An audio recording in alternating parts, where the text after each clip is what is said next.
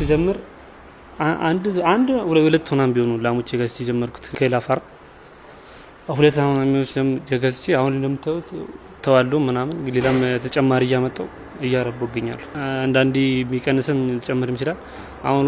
አሁን ላይ ባለው እስከ 3 እስከ 4 ምናምን አሁን ላይ እየወጣለ በሊትር ከአንድ ላም ማለት ነው። እያስረከብኩ ያለሁት ለወተት ቤቶች ምናምን ነው እያከፈልኩ ያለሁት።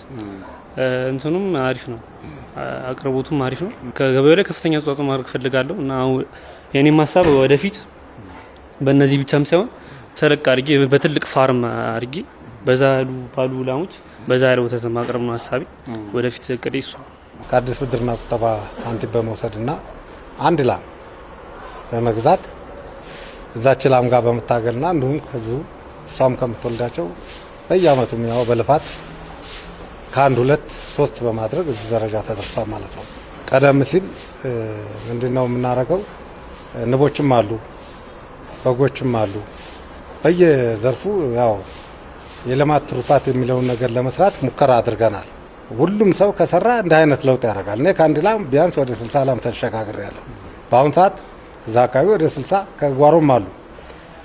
ቢያንስ በቀን እስከ 67 ሊትር ወተት እያቀረብን ነው።